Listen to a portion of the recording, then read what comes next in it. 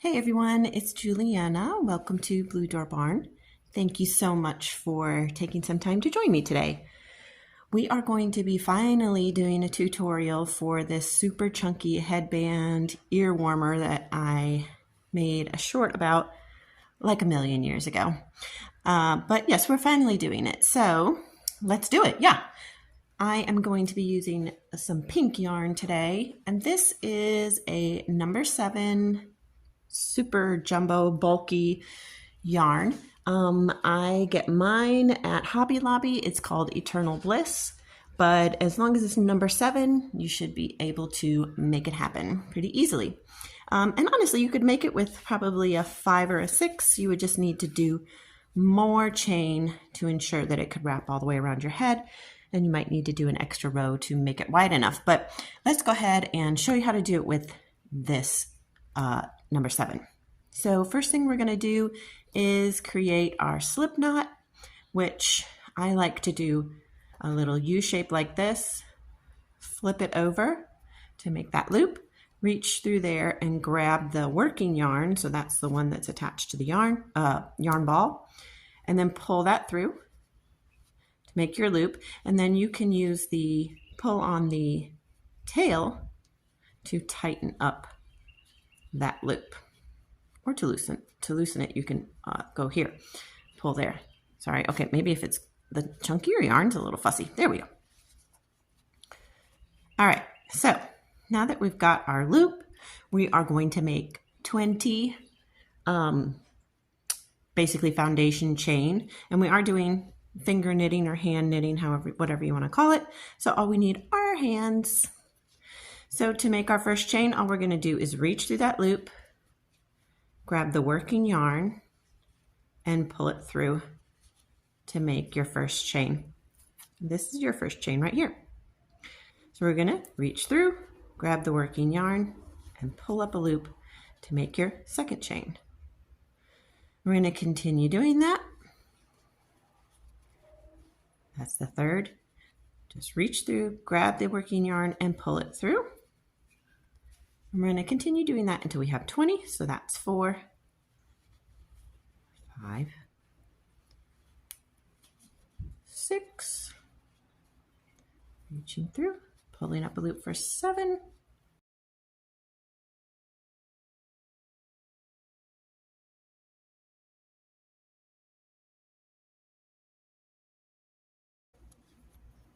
19, come on yarn, and 20. So I would wrap it around my head right now and make sure that it fit where I wanted it to fit. Okay, now that we've got our chain the length that we want, we're going to go ahead and start our first row, which we're going to be working this way. So to begin this row, the first row after our chain, we're going to leave this one open. It's going to be like we already made our first stitch. So this one's going to just sit open here. We're going to take our working yarn and we're going to look for the next open chain, which is this one right here. Okay, we're going to reach through the very top part of the stitch, just the top part. We're going to grab our working yarn, pull it through, and create a loop. And we're leaving this one, like I said, leaving that one there, and then we've just created this new one. So we're going to continue. We're going to do reach through, pull up a loop, okay, reach through the top of that one, pull that working yarn through and pull up a loop. Okay, looking for the next open stitch, which is here, reaching through, pulling up a loop.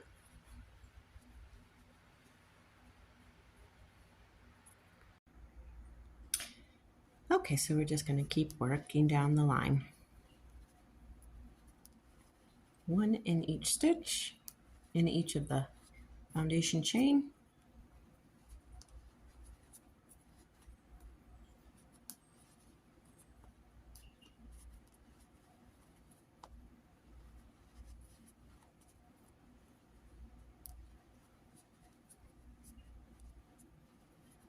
Until we get to the end. Okay, that is our first row. Now what we're going to do is start working back this way. So here's our last one that we just created. To begin the new one, all we're going to do is reach through there, grab the working yarn, and pull up a loop. Now this yarn's going to be kind of going in this direction, so I usually sort of set it up going that way. And then I'm just going to keep working down the line. So the next one, I'm just going to reach through the loop, grab the working yarn, and pull up a loop. Reach through that loop, grab the working yarn, and pull up that new loop. And I'm just going to keep doing that down the line again, just going the opposite direction. Oops, sorry, shaking you guys. Reaching through, grabbing the working yarn, and pulling up a loop each time. Reaching through and grabbing the working yarn, pulling up a loop in each stitch. All the way across.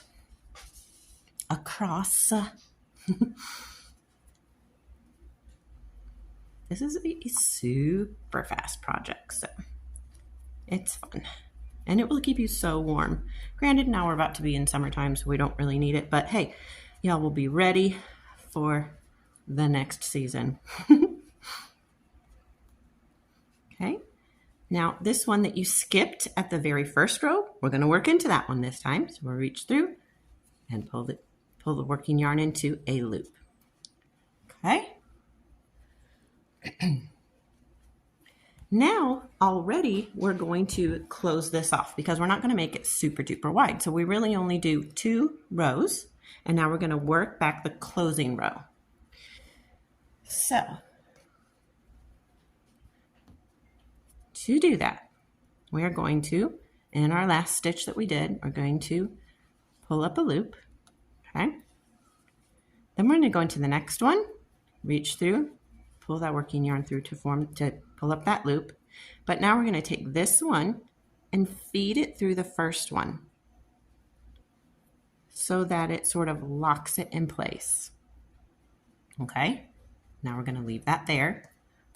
We're going to reach through the next stitch, pull up a loop, okay, and then feed it through the one that we just did, the previous one, I should say. We're going to keep doing that all the way down. All right, so we're on our last few of our binding stitches, binding off, I would say. Pull up this loop, feed it through. Okay, last one, reach through, pull up a loop,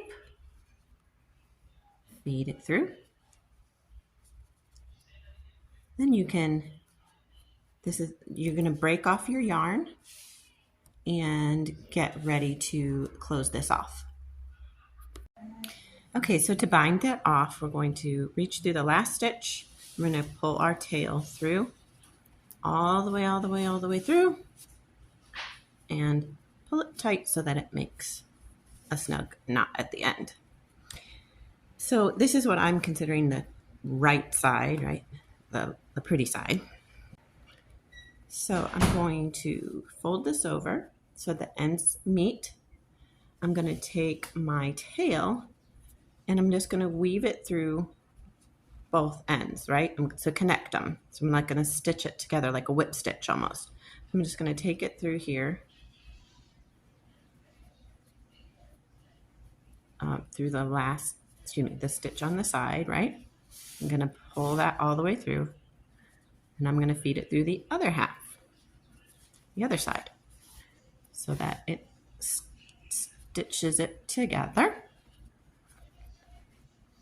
Then I'm going to go to the next stitch, bring my tail over, feed it through here, and feed it through the next stitch that's on the other side, and pull that through. So we're just closing it up. And then this last one.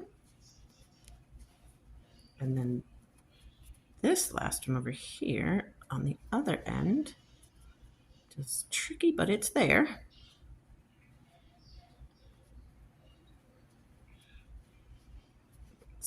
It's this one right here. Bring their tail around, feed that through, And then feed that through this guy. Snug that up. Oops. Oh, where'd it go? There we go.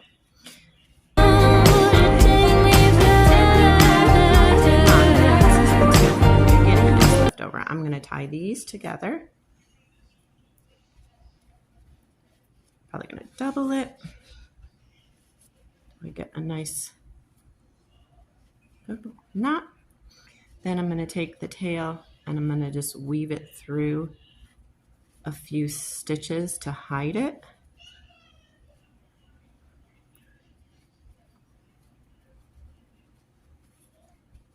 And I'm going to go back the other way.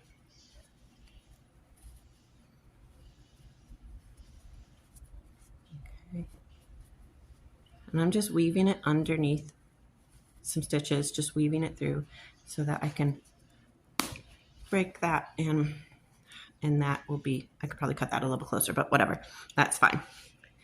On this side, I'm going to do the same. So I'm just going to weave it through some of these stitches to hide the tail. If the stitches aren't going to be too stubborn for me. This one is being stubborn. Oh, there we go.